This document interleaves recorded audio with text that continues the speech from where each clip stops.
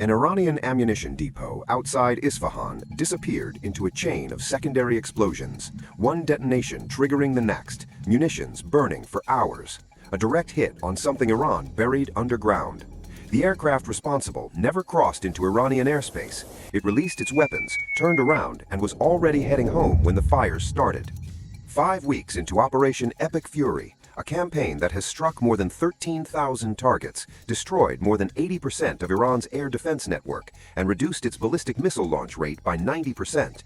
Every headline is about stealth. The F-35 clearing the path, the B-2 hitting what no one else can reach. But there is a third bomber that has been flying every night since day one.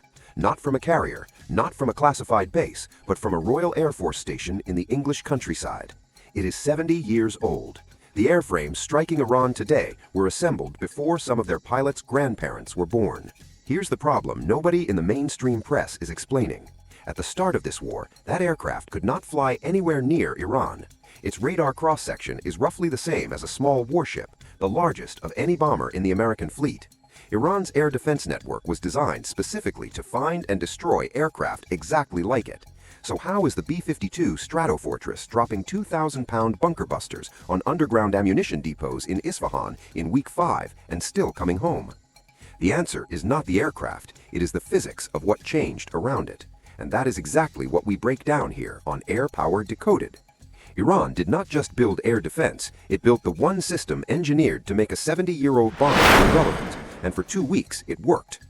Since the introduction of standoff cruise missiles in the 1980s, the B-52 survived by standing outside the kill zone. From Desert Storm to Iraqi freedom, the pattern held. The B-52 launched its weapons from a distance where no enemy air defense could reach it, not because it was stealthy, because no one had a missile with enough range to close the gap. Iran bought the S-300 PMU-2 from Russia in 2016, specifically to close that gap. A system with an engagement range of roughly 120 miles and a detection radar reaching roughly 185 miles. For the first time since the B-52 adopted standoff doctrine, an adversary had a missile that could threaten it at launch range. Iran also built the Bavar 373 domestically and layered it with Torm M1 short-range interceptors, then distributed radar nodes across the country so that no single American strike could blind the entire network at once. This was not air defense built to inconvenience, it was air defense built to close the one gap that had kept the B-52 alive for decades. For the first weeks of Epic Fury, it worked. Now, think of what followed as 2 different wars fought in the same airspace, Week 1 and 2. The airspace said no. On February 28th, as Epic Fury began, F-35s and Tomahawk cruise missiles struck S-300 radar sites and command nodes across Iran. In the first 72 hours, more than 1,700 surface targets were hit. But IADS does not die from a single night of strikes. Mobile SAM launchers moved. Distributed radar nodes survived. The network was damaged, not destroyed. The B-52 stood 500 meters outside the border, launched JASSM missiles, and never crossed the line. Not because it was afraid, because the mathematics of that airspace forbade it. Weeks 3 through 5, the airspace changed its mind. Sustained seed and dead operations by F-35s, B-2's, and B-1B's eroded more than 80% of Iran's integrated air defense. The airspace transitioned from contested to suppressed. And the B-52, same airframe, same base in England, began doing something different. It flew closer. It switched weapons. It dropped 2,000-pound bunker busters directly onto an underground ammunition depot in Isfahan, and the secondary explosions confirmed that the bombs had reached what was buried inside. The aircraft did not change. The airspace changed its mind. Before we explain how that happened, run the elimination. In our B-1B episode, we eliminated platforms for deep underground penetration. This is a different equation, 2 physics problems, not 1. To solve both, standoff strikes when IADS is active and direct penetrating attacks when it falls, you need 2 things simultaneously. Range enough to launch from outside the kill zone, and a penetrating warhead heavy enough to punch through reinforced concrete once the kill zone is gone.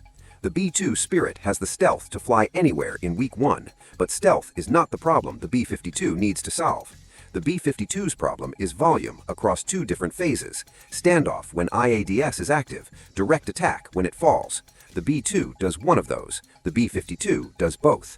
The F-35A Lightning can carry JASSM missiles internally, 2 of them per sortie. Volume problem. The Tomahawk cruise missile has the range for standoff operations and the price tag at roughly $2 million per missile. Its warhead, however, weighs approximately 700 pounds, less than half of the mass of the 2,000-pound BL-109 penetrator needed to crack a reinforced concrete bunker. $2 million per shot, and the physics still doesn't work. Volume of fire, yes. Penetration, no.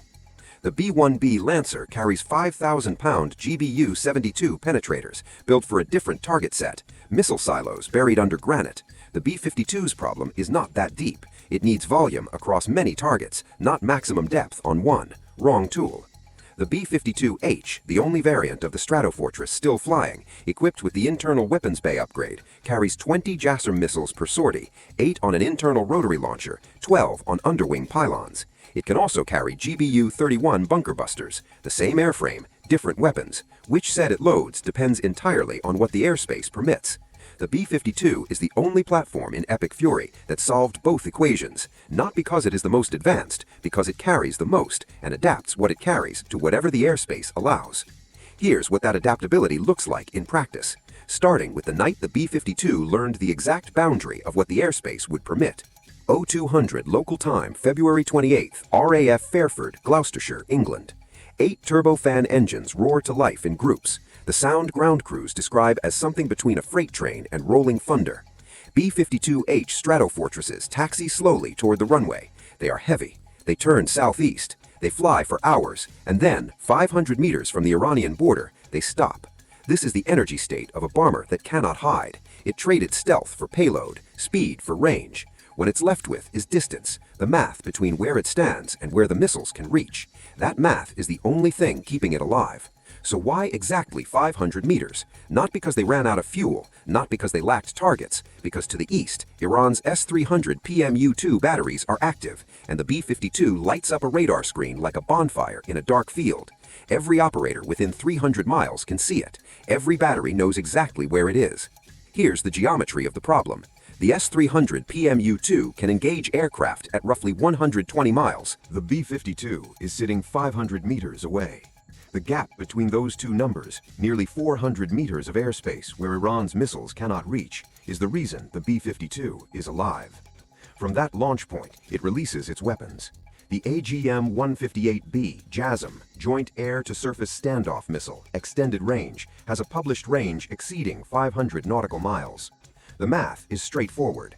The B-52 fires from 500 meters out, and the missile travels the remaining distance on its own, crossing another 120 meters into Iranian territory before its infrared seeker finds a target in the dark. The missile itself is low observable. Composite materials, a shape designed to reduce radar return. No active emissions during flight. It does not announce itself. It arrives. Each B-52 carries 20 of them. 8 inside on a conventional rotary launcher, 12 more on underwing pylons. 20 missiles, 20 separate GPS coordinates, 20 targets, 1 aircraft, 1 sortie. The B-52 turns northwest before any of the missiles reach their targets. It is already over the Mediterranean when Isfahan sees the first explosions. The S-300 operator had eyes on the B-52 from the moment it crossed the radar horizon. He had perfect tracking. He did not have the range. A radar without reach is not a weapon. It is a witness. Now move 5 weeks forward. The airspace has changed, and so has what the B-52 is carrying. In week 5 of Operation Epic Fury, reports indicated that an Iranian ammunition depot just outside Isfahan was struck by 2,000-pound bunker buster bombs. The initial blast was followed by secondary explosions, the depot's own munitions cooking off in sequence, each detonation triggering the next. The fires burned for hours. This was not a JASSM launched from 500 meters away. This was destruction at industrial scale. Dozens of 2,000-pound bombs released directly from the weapons bay, one after another, falling straight down onto hardened targets. No standoff, no evasion, just gravity and mass. The weapon is the GBU-31 Variant 3. Its core is the BLU-109, a hardened steel penetrator casing designed specifically not to break on impact. Think of a nail versus a hammer. A conventional bomb is a hammer. It hits the surface and spreads energy outward. The BLU-109 is a nail. All its energy drives through whatever it hits. Where conventional bombs shatter or flatten against hard surfaces, the BLU-109 is engineered to hold together through the deceleration of punching through reinforced concrete. When released from altitude, the bomb reaches terminal velocity before impact. 2,000 pounds of mass, 535 pounds of that is PBXN-109 explosive fill packed inside the penetrator casing. At that speed, the kinetic energy alone drives the weapon through reinforced concrete, but the weapon does not detonate on contact. A programmable delayed fuse, the FMU-143, holds the explosion for a precise interval after impact, milliseconds, just long enough for the casing to punch through the roof and reach the interior.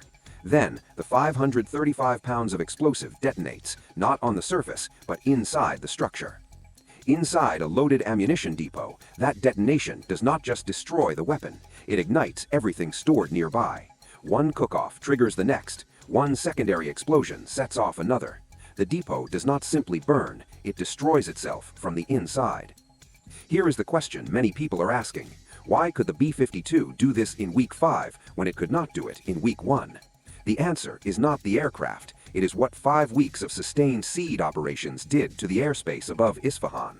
When more than 80% of Iran's integrated air defense network is neutralized, the B-52 can fly at high altitude over Iranian territory without being reliably tracked and engaged. That is not invisibility, it is the absence of the threat that made visibility fatal.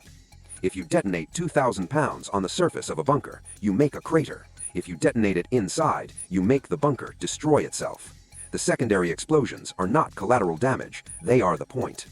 The Isfahan strike is evidence. What it proves is bigger than a single depot. By late March, RAF Fairfield, a single runway in the English countryside, housed 23 heavy bombers, 15 B-1Bs, and 8 B-52Hs. Nearly a third of America's entire strategic bomber fleet parked on one airfield. Fairfield is the only dedicated U.S. heavy bomber forward base in Europe. Every sortie that flies from England instead of South Dakota saves thousands of miles of tanker support and hours of transit, which means more sorties per day, more weapons on target, more pressure sustained. And then there's the cost of what comes out of the weapons bay. In weeks 1 and 2, a single B-52 sortie carrying 20 JASSMs put roughly $52 million worth of ordnance into the air. By week 5, the same aircraft carrying 20 GBU-31 JDAMs put roughly $600,000 worth. Same aircraft, same target list, 98% cheaper. That shift was not just tactical, it was forced.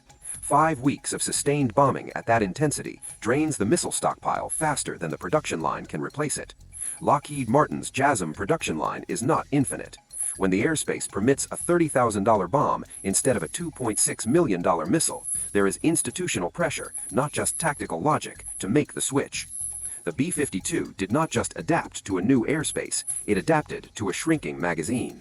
52 million, or 600,000, the B-52 delivered both. But what does the scoreboard actually say? The results across both phases of Operation Epic Fury are not ambiguous. In the standoff phase, B-52 sorties from RAF Fairfield contributed to thousands of strikes against a target list that exceeded 13,000 by week 5. No other platform generates 20 precision strikes per sortie at that range without entering contested airspace. The throughput math is decisive. In the direct attack phase, the Isfahan ammunition depot strike confirmed that the bunker buster reached and detonated inside the structure. Secondary explosions are the signature of a weapon that achieved penetration before detonating. They do not happen when a bomb fails. Same platform, 5 weeks, 2 fundamentally different physics problems, no new aircraft required. But one honest caveat belongs in this analysis. 80% suppressed is not 100% gone. Mobile SAMs survive precisely because they move. Man-pads are distributed in the hands of units, not fixed to radar-tracked sites. The B-52 flying in week 5 is still not flying alone. It operates with electronic countermeasures and lighter fighter escort than week 1, but escort nonetheless. The airspace is suppressed enough for the mission. It is not safe in any absolute sense. The B-52 solved 2 fundamentally different physics problems in 5 weeks, with the same airframe, from the same base, with the same crews. No other platform in the American inventory matches that adaptability at that scale.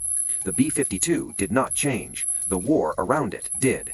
If you want to understand exactly what changes and why, one physics problem at a time, subscribe to Air Power Decoded. Because when you understand the math, the results are no longer a surprise. 13,000 targets. Week 5. An Iranian ammunition depot in flames. Secondary explosions from munitions that destroyed themselves. A 70-year-old aircraft responsible for triggering them. The same aircraft that was standing 500 meters away in Week 1. Iran built its air defense to make the B-52 irrelevant. For the first 2 weeks of epic fury, it worked. The B-52 stayed outside the kill zone and threw missiles across the gap.